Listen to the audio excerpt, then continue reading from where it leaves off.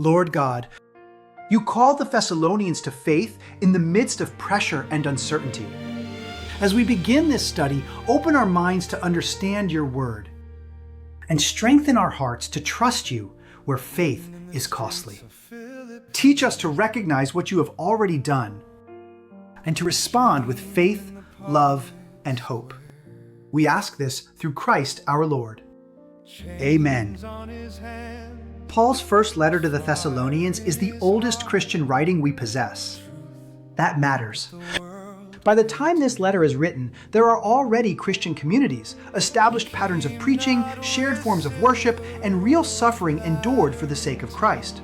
Christianity does not begin here, but this letter gives us the earliest written snapshot we have of a living, breathing Christian movement. Even more striking is the fact that Paul himself is already a seasoned missionary at this point. He is not a novice theologian testing ideas on paper. He has preached for years, traveled extensively, suffered violence, been imprisoned, and been expelled from multiple cities. This letter reflects a faith that is already organized, communal, and costly. So what is Paul actually doing when he writes? This letter serves several intertwined purposes: to re-establish friendship and trust after a forced and painful separation, to encourage a young community experiencing pressure, hostility, and uncertainty, to exhort them toward continued growth in love and holiness, fully aware that persecution will not disappear, and finally, to clarify confusion surrounding believers who die before the Lord's return. Paul is not offering abstract theology or speculative reflection. He is exercising pastoral care. This is theology in service of people. Although we commonly and rightly attribute the letter to Paul, it is written explicitly as a joint effort involving Paul, Silvanus, and Timothy. Paul is clearly the principal voice. His theology, authority, and personal history shape the letter throughout. Yet the opening greeting, the consistent use of we, and the shared experiences referenced make it clear that this letter emerges from a collaborative pastoral mission. In the ancient world, letter writing was often a communal process. Dictation, discussion, and shared responsibility were normal. This is not ghostwriting, but genuine cooperation. Paul is the driving mind, but not a solitary thinker. That detail matters. Christianity spreads here not as a private philosophy or the insight of a single genius, but as a shared labor, sustained by relationships and mutual sacrifice. The names at the opening of the letter are not formalities. They represent lived authority earned through suffering, travel, and service. Paul was originally a fierce opponent of the Christian movement. His conversion was not an upgrade in status, but a loss of it. It cost him safety, reputation, and stability. By the time he writes this letter, Paul has already been imprisoned, beaten, publicly humiliated, and driven out of multiple cities. His authority does not rest on theory, but on a life conformed to the suffering of Christ. Silvanus, also known as Silas, is a respected leader in the early church and a Roman citizen. He has already shared imprisonment with Paul and proven his faithfulness under pressure. His presence signals credibility, endurance, and partnership in hardship. Timothy is younger, but deeply trusted. With both Jewish and Greek heritage, he serves as a bridge between cultures and communities. Paul frequently entrusts him with delicate missions, sending him where Paul himself cannot remain. Timothy represents continuity, care, and pastoral presence. Together, these three names signal that the Thessalonian community is not isolated or forgotten.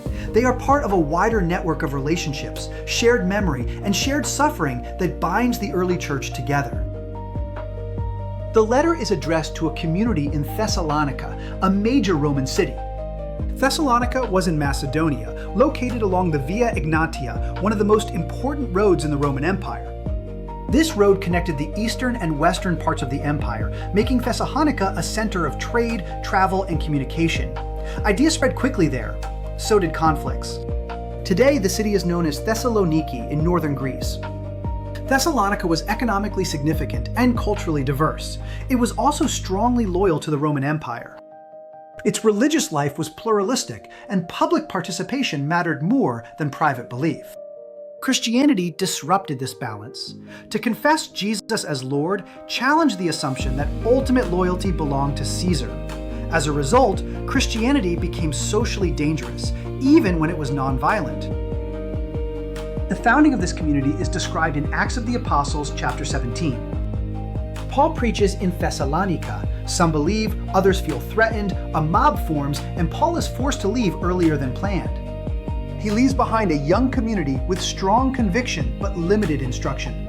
That unfinished beginning is the immediate reason this letter exists. Paul begins with encouragement rather than correction. He thanks God for their faith, love, and hope visible in concrete ways of living. They have turned from idols, serve the living God, and wait for His Son. Their hope already shapes their present behavior. Paul praises this community before addressing any problems. Affirmation comes first, correction follows. Instruction builds on what God has already done. The letter steadies a faithful but unsettled church. This is not a letter driven by speculation or excitement. It is a pastoral response to pressure and confusion, written by leaders who understood the cost of faith. In the next part, Paul's pastoral heart will come into even clearer focus. With the context in place, who is writing, where this is happening, and why the letter exists, we can turn to the opening chapter itself. Chapter 1 is brief, but it carries significant weight. Paul is not merely greeting the community, he is establishing how he understands their faith and how they should understand themselves. Paul addresses the letter to the church of the Thessalonians in God the Father and the Lord Jesus Christ. This phrasing is unusual. Paul more often speaks of churches as being in Christ. Here, he locates the community explicitly in God the Father while also naming the Lord Jesus Christ. Shortly afterward, he will speak of the Holy Spirit's activity. Without using later technical language, we already see a lived Trinitarian grammar. God the Father, the Lord Jesus Christ, and the Holy Spirit at work in power. This is not yet a formal doctrine, but it is a settled way of speaking about God. God is already understood as relational and differentiated, not as an abstract monad. The phrase, Jesus is Lord, carried layered meaning. For Jewish listeners, Lord functioned in Scripture as a substitute for the divine name. Calling Jesus Lord therefore made a claim about God's identity and action. For Romans, Lord was a title reserved for Caesar. To say Jesus is Lord was to redefine ultimate allegiance. This combination explains why Christianity could appear threatening without being violent, and why opposition emerged so quickly. The wording of the address also implies something important about the Thessalonians themselves. This community is not defined by ethnicity, social class, or geography. It is defined by relationship, belonging in God and in Jesus. For someone unfamiliar with Christianity, this already signals a fundamental claim. The Christian movement does not begin by offering moral rules. It begins by asserting a new kind of belonging. Paul then gives thanks for them constantly and remembers them in prayer. This is not polite flattery. In ancient letters, sustained thanksgiving reveals the emotional posture of the writer. Paul is not preparing to rebuke them, he is preparing to encourage them. Gratitude comes before instruction. Paul greets the Thessalonians with the words grace and peace. This greeting is deliberate. In standard Greek correspondence, letters typically opened with chairein, meaning greetings. Paul replaces that conventional term with charis, meaning grace. The shift sounds small, but it is theologically dense. Paul takes a social convention and reorients it around divine action rather than human politeness. Peace follows grace, not precedes it. Reconciliation and wholeness flow from what God does first. In miniature, this greeting already summarizes Paul's theology. Paul refers to this community as a church, using the Greek word ekklesia. This word does not mean a religious building. It means an assembly, especially one that has been called together.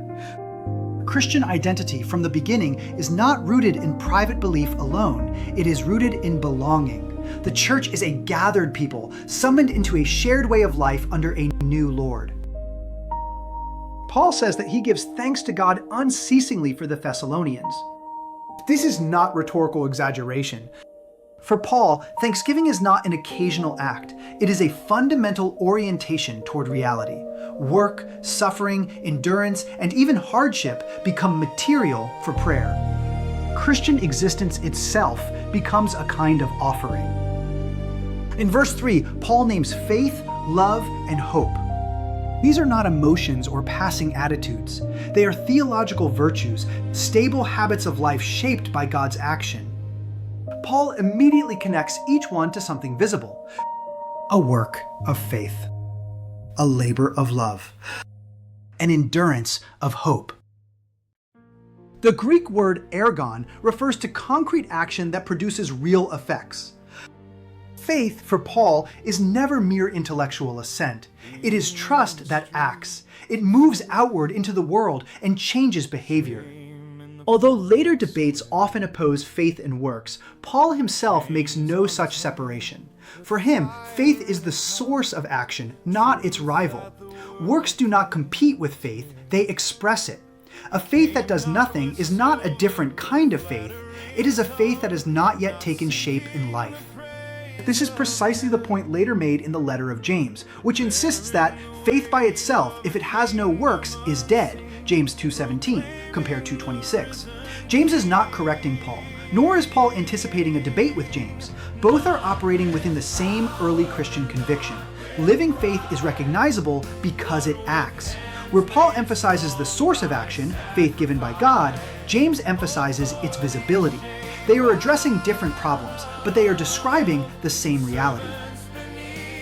The word Paul uses for labor carries the sense of costly effort, even to the point of weariness or exhaustion.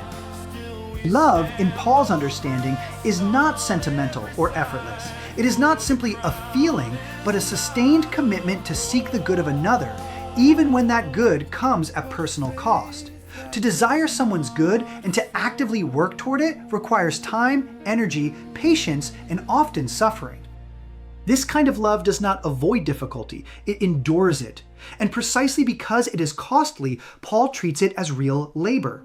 Among all human efforts, this labor of love stands at the center of Christian life. It is not a distraction from more important work. It is the most important work we are given to do. In Thessalonica, this love was not exercised in comfortable circumstances. It was lived under pressure, suspicion, and hostility. To love one another in such conditions required courage and endurance. Love here is not a private virtue. It is a form of resistance against fear and withdrawal. Paul assumes, without stating it explicitly, that the model for this costly love is Christ himself. The pattern of self-giving love that persists through suffering is learned from the Lord, who gave himself for others. Christian love, for Paul, is cruciform before it is sentimental. Paul repeatedly addresses the Thessalonians as brothers. This is not casual language. It signals the creation of a new kind of kinship that transcends ethnicity, status, and background. Christianity forms family, not merely agreement. Paul speaks of the Thessalonians' election in verse 4. This does not mean arbitrary selection or abstract predestination. It refers to being chosen for a purpose.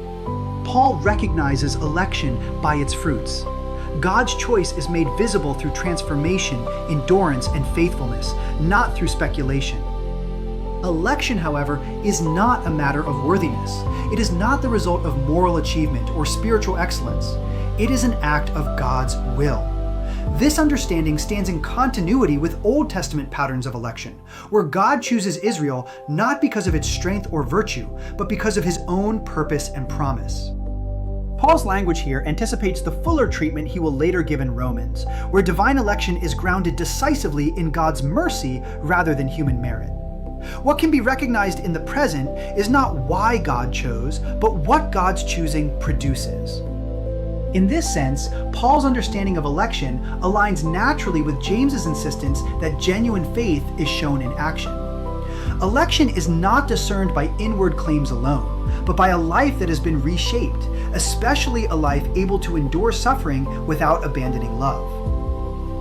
Paul insists that the gospel came to them not only in words, but in power and in the Holy Spirit.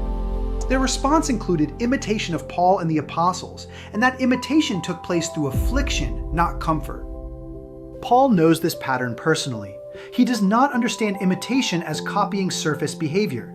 To imitate Christ is to share a way of life marked by truth, suffering, and love. In modern terms, imitation is often treated as inauthentic. For Paul, imitation is how authenticity is learned.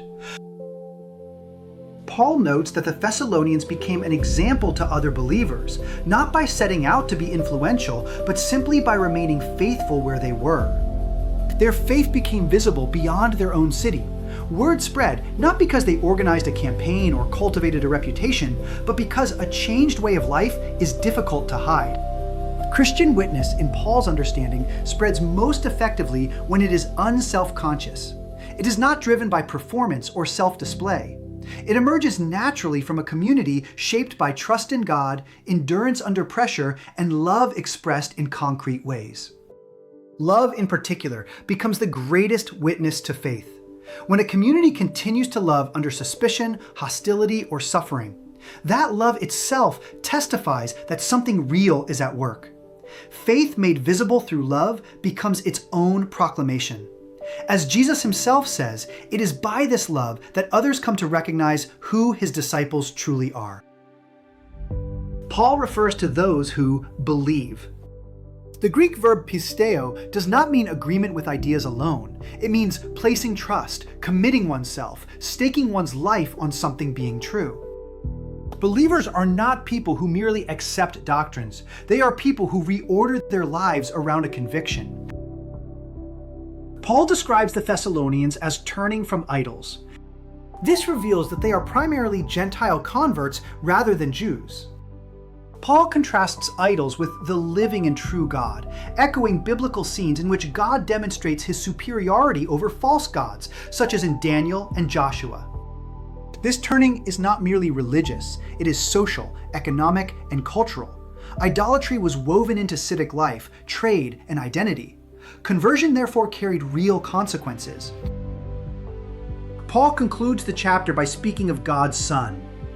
This language is decisive. Calling Jesus Son affirms both humanity and divinity. Jesus shares human flesh and history, yet also shares the identity and authority of God. Paul highlights three central convictions: resurrection, exaltation, and future hope. These are not late developments. They are already functioning as creedal elements. Christianity is not slowly inventing its beliefs from nothing. Its core convictions are already in place.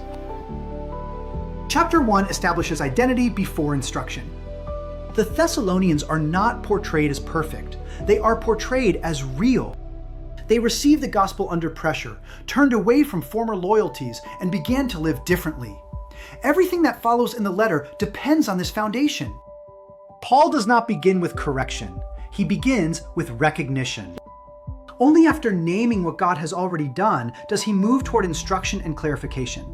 That order is deliberate, and it governs the entire letter.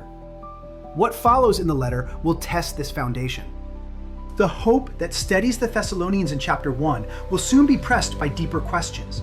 Questions about suffering that does not end, about leaders who are absent, and about believers who die before the Lord's return. Before Paul addresses behavior, holiness, or the future, he must first secure trust. That is the work of chapters 2 and 3. Paul turns from affirming what the Thessalonians believe to showing how he lived among them and why his absence does not mean abandonment. Only then can instruction be heard as care rather than pressure. Paul begins by recognizing what God has already done before offering instruction. Where do you see signs of faith, love, or hope already at work in your own life or community, especially in places marked by difficulty or pressure? What makes faith visible in everyday life rather than merely internal? Thank you for watching. May the God who called you in grace strengthen your faith when it is tested, deepen your love when it is costly, and steady your hope when the future feels uncertain.